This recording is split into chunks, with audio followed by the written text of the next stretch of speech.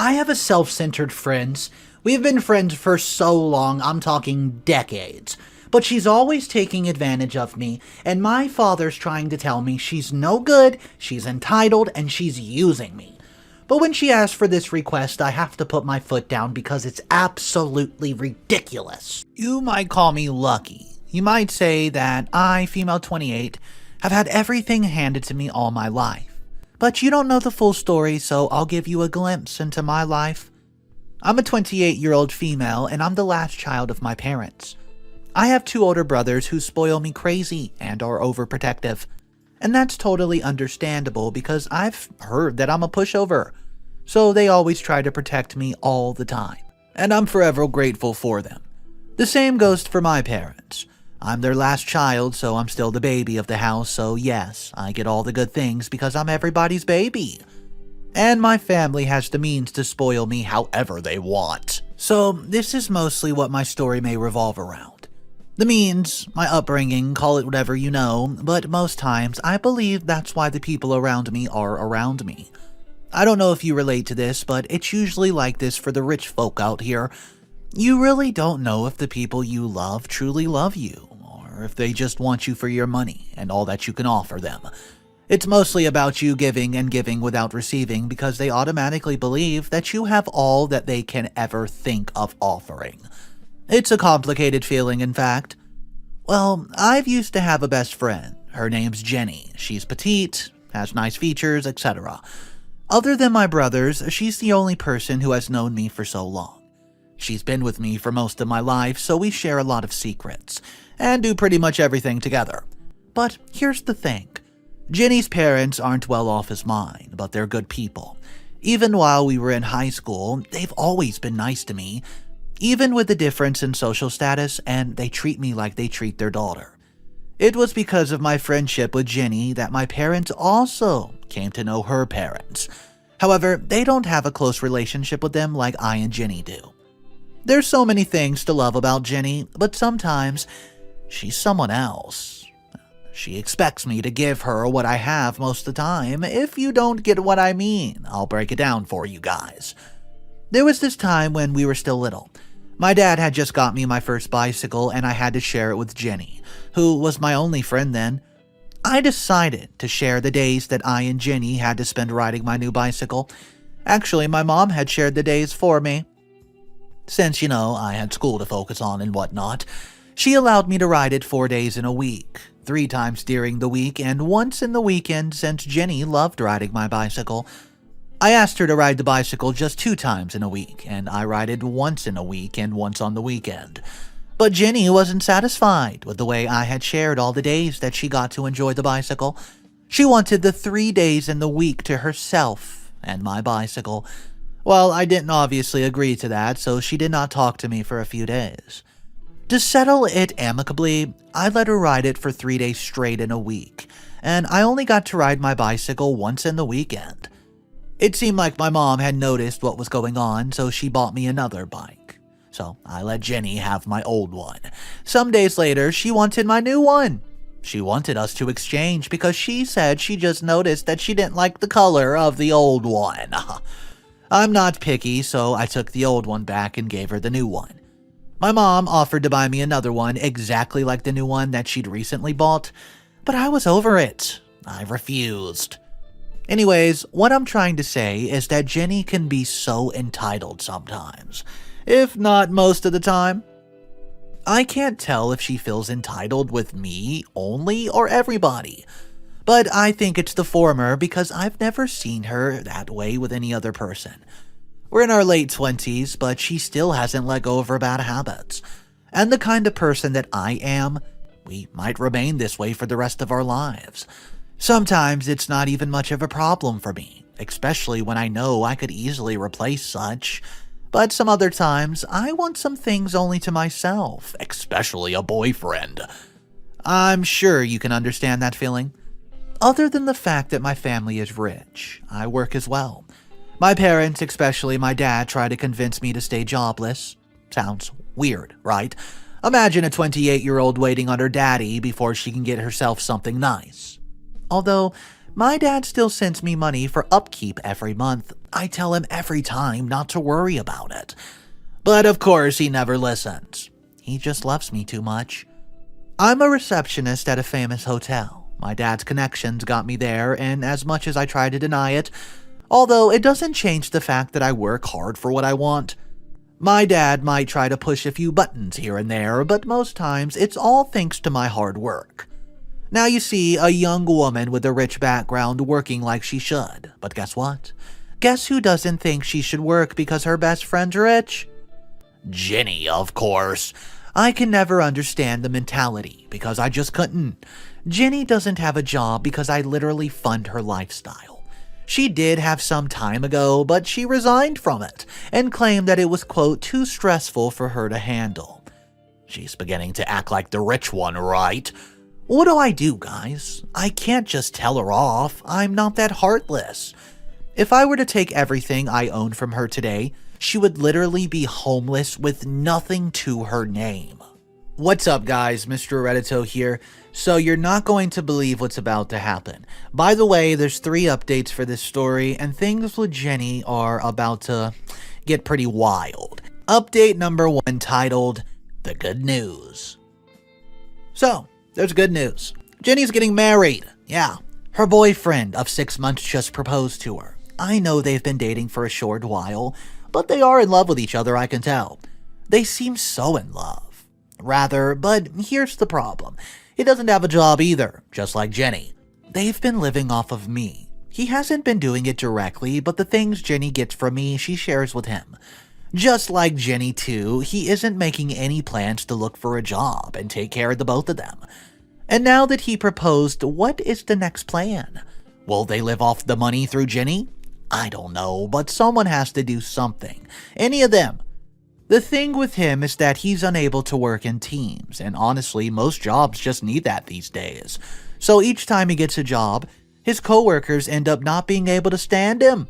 So the boss ends up sacking him for constant things, so he's just stopped trying. However, some of his friends have suggested that he tries a startup business for himself, but he claims it's too embarrassing to go out there and sell his brand. It would be understandable if he had rich parents or a sponsor who could always turn to, but he doesn't. So what the heck do you think you're doing? Well, I don't hate him. He's similar to Jenny. And I've lived around those similar to Jenny for the past 28 years. So I can also manage this. We don't see that often, but when we do, he always secretly asks Jenny to ask me for money. Jenny did not openly tell me this, but it's obvious. It's even useless to hide it anymore. I don't understand how someone could be so comfortable doing nothing. I should probably ask Jenny how she does that because the tip would serve me well after I retire. Remember when I said Jenny was getting married and talked about worried about their fate before and after their marriage due to their financial incapabilities? Well, get this. I and Jenny went shopping one day and she asked me to fund her wedding. I asked her what she meant by that and she simply said, pay for the venue, catering, all that. All those numerous things they do for a wedding. I could look for someone who could give me a list or an overview of it all or something, and then you can just settle the bill later. Guys, I was too stunned to speak. When I found my voice, I told her, but it's your wedding. How does that have anything to do with me? She wasn't happy with my reply, so she told me not to speak to her again and she walked off. When I got home, I checked my bags and noticed that my credit card was missing. I didn't remember losing it because I specifically kept it in my purse to avoid this. Then I remembered that something similar to this had happened a month ago, before I could pick up my smartphone to ring Jenny. I received a notification from my bank.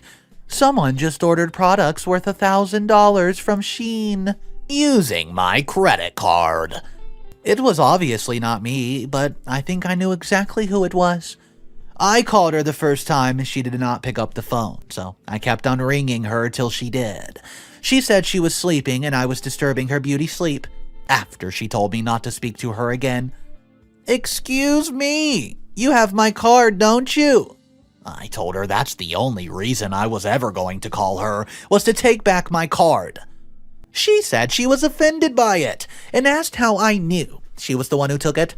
Who else would have taken it? Who did I just go shopping with and frequently seen with? I didn't tell her anything else and just asked her to bring it over to my place the next day, that I needed to use it for something urgent. She agreed to come over the next day to return the card, and I ended the call. Isn't $3,000 a little bit too much in less than 5 months for someone that doesn't even have the same blood as me running through their veins? She had withdrawn $1,000 3 months before, and another one in the second month, then this most recent one. When she arrived the next day, she brought up the same discussion we had the day before, but I still insisted on the answer I'd given her that day. She kept begging and saying I was her only hope. I never gave her the answer she wanted. I told her that she should not place all her hope on me because I might just end up disappointing her, and I didn't want that to happen. I honestly think that if you want a wedding and you can't afford the luxury of the organizer you're offering, go for an affordable one. I definitely won't throw a castle-like wedding and expect that my parents are going to invest most of the money that'll be used, although they would probably want me to do that. But that's a totally different situation, especially if you know that neither your parents or fiancé are chanced. I decided to speak to the person I trust the most, my father. After breakfast, I told him that I had something to discuss with him, and he wanted us to talk about it before he goes to work. But I didn't want my mom to have any idea of what was going on because, well, she's going to lose her mind. Ginny hasn't always been her favorite person. They don't get along well in the first place because of Ginny's entitled behavior. I have a place, but now and then I go spend some time with my parents, especially since my brothers have their own families now.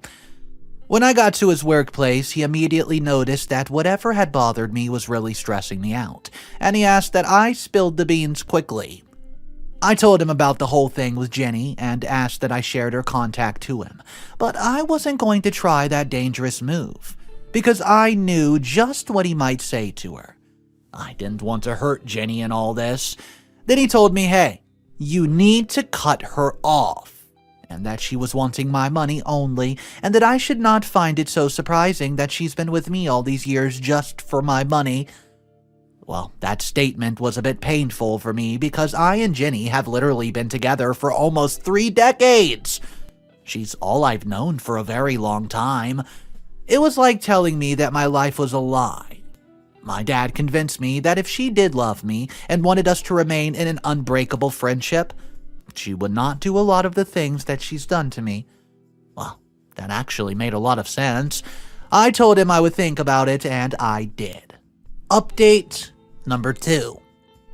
When I went back home that day, I did think about it. I thought about it for a long, long time. And when I came to a conclusion, I realized that just like my dad had referred to her, she truly was a, quote, leeching brat.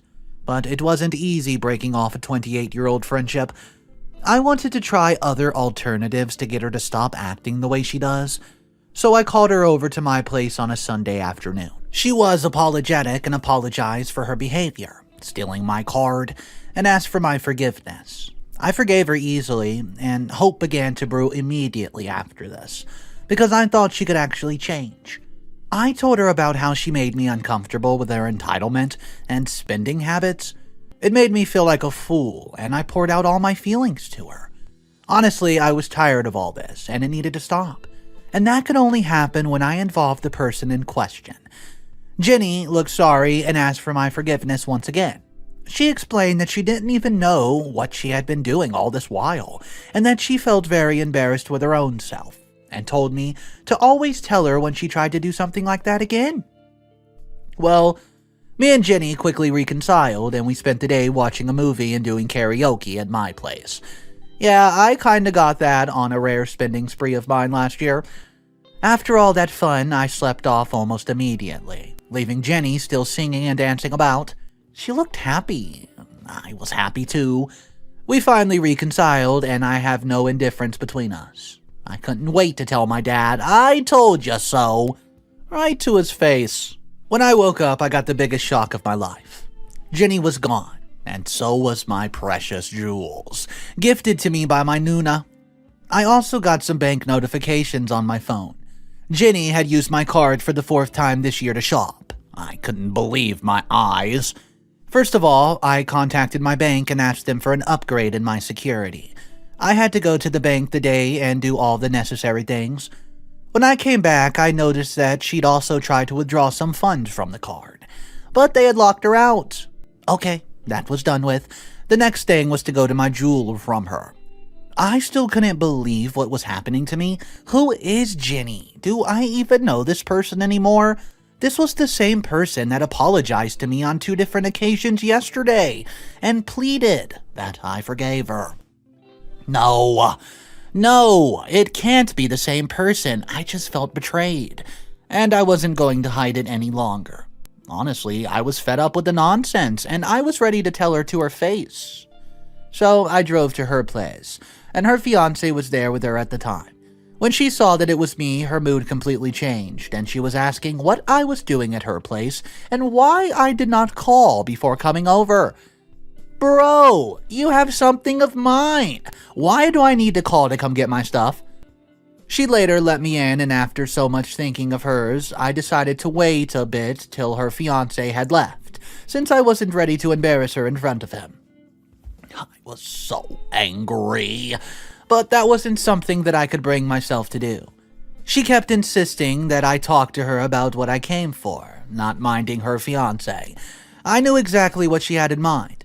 She wanted me to talk to her at the moment because she knew that I would calm down a little since there was someone else in the room. She knew me all too well, and that was definitely one of my weaknesses. I did not agree to this though, and told her that I would patiently wait till her fiancé was gone. Once again today, her fiancé stylishly asked her to get some money from me. He whispered something in her ear and kept stealing glances in my direction. But she quickly brushed it off and whispered something back into his ear. Thank goodness she could read the room. When he noticed that nothing was forthcoming, he decided to leave us to our conversation. Conversation, I'd be the only one speaking actually, so I guess it shouldn't be called a convo. After he had left, I extended my palm towards her, gesturing that she returned what she'd stolen from me. She let out a surprised look and started blabbering about how she had quickly borrowed it for an event, and that she planned to inform me about it. But I guess it slipped her mind since she had a long day just yesterday. A long day? We played all day. What are you even on about? I told her to return it, that I didn't care what her reason was. There's no way you can tell me that you can't quickly text your best friend to tell them that you borrowed something of theirs for something urgent. I wouldn't have been upset if she would have done that, but she was definitely trying to steal it. Nobody could convince me otherwise. She went into her room and brought it with her to the sitting room where I was waiting for her. Usually I would stay in her bedroom whenever I came over, but today was a different kind of day. I was ready to lose it all because of this event. I collected it from her and told her to go back to her room and get my credit card. She gave me a look that said, "Are you making fun of me?" But I didn't even have time to answer any of her questions, unasked and asked. She went into her room again and brought me my credit card, handed it directly to me, and I stuffed both of them into my mini bag and crossed my legs, waiting to break the news to her. But before that, I just wanted to know something else. I asked her why she had used my credit card for the 4th time without letting me know.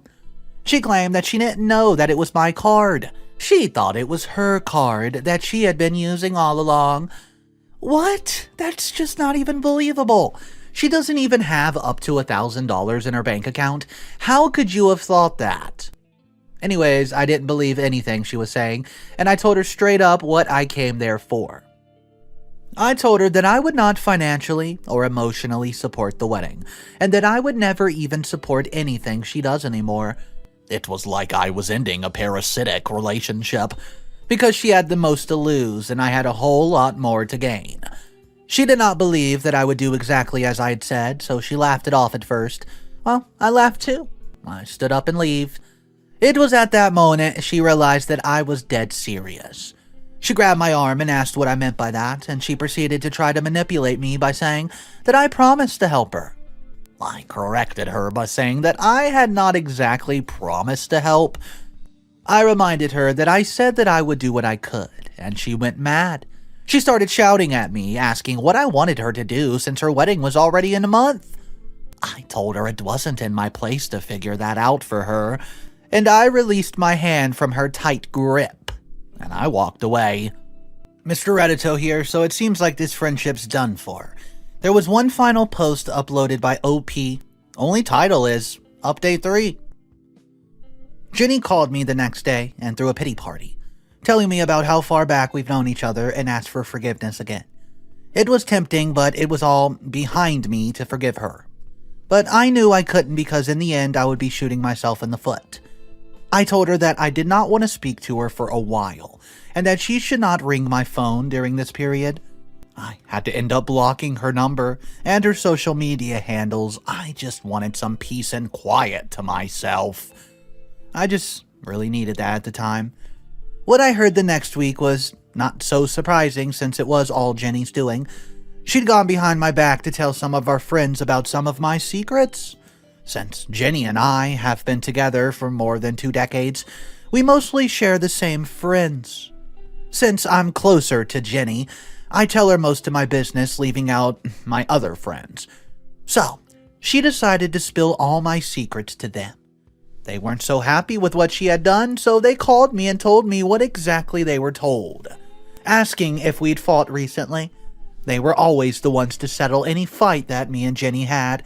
One would say they were also a molding factor to our long-lasting relationship. She also told them that I'd promised to help her fund her marriage ceremony, and they were shocked that I'd actually offered to help her do something like that. They did not support her and plainly told her the truth. To get a job. Stop depending on me for everything. Well, she obviously was not happy with their replies, so she cut them off too. If you cut off everyone, who's going to pay for your fancy little wedding? They called me and told me all that happened in the past few days, that I had cut off all contact with Jenny, and I didn't find out any of this too surprising. They reminded me that they would always have my back at all times, so I should not hesitate to open up more to them, and I've realized just how focused I was on one friendship with one person. I had so many amazing people around me in my life. My parents, my brothers, my colleagues at work, my friends. I apologized to them for leaving them out of my life for so long, and they also apologized for me for not doing enough for our friendship. And just like that, I'd rekindled my friendship with 4 of my high school buddies. I decided that moving forward, I'd spend more time with the people that love me, not people that are trying to use me, and not center myself around Jenny. I had a life outside of Jenny after all. I decided I would fully cut her off. I was so sure that I didn't want us to remain as friends after that, so I decided to make things clear for her, so she doesn't misunderstand again. I went ahead and unblocked her everywhere, and I chatted her up in this manner. I said this. Hey Jenny, I hope you're doing all right. I just wanted to let you know that I would be permanently cutting off all contact with you. I don't think I can be able to live with all your tricks and lies. I guess this is the best option for the both of us. I wish you the best in life and things with your marriage. Goodbye, Jenny, and thanks for being here with me for most of my life. After sending that message, I blocked her once again. I deleted all her numbers and unfollowed all her social media accounts. Well, she didn't try to contact with me. I was happy that she'd finally decided to let it be. But oh boy, I was wrong. Days before her wedding, I heard that she was due for all her wedding bills. You know, catering, venue, all that. So she was in dire need of money to settle across the counts. I almost got swayed, wanted to help her settle this one thing for the last time, but her next action made me get back on track. Well, I guess she saved the detail cards in my credit card because she tried to use it again. But since I'd done the security thing some months back, they didn't even let her. If she'd swallowed her freaking pride to call and ask for help just this one time, I might have foolishly accepted based on the so many years we were together.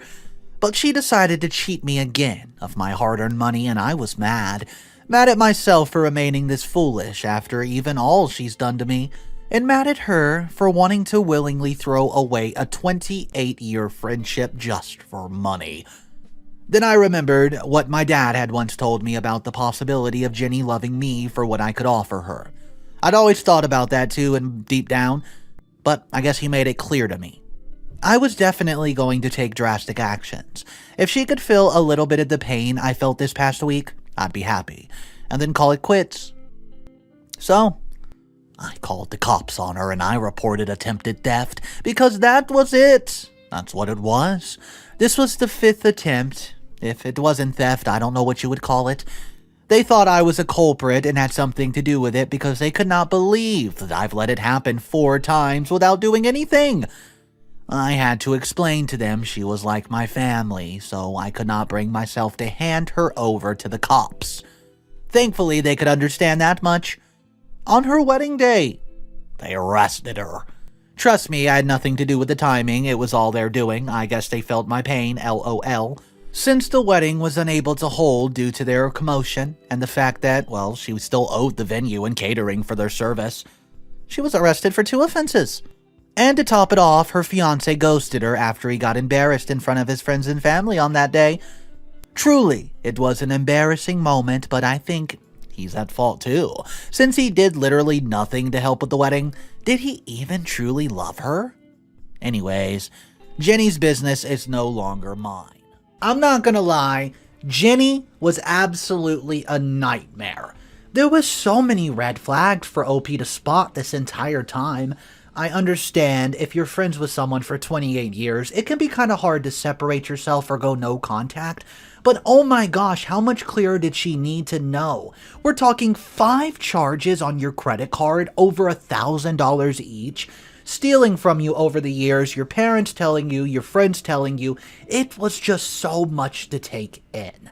I want to know from you guys what you would have done or if you would have done something differently completely. Drop it in the comment section down below. Thank you for joining me on today's content. If you're new here, my name's Mr. Reddito, and I read stories every single day, so stop on by, smash that subscribe button, and I'll see you in the next one. Peace.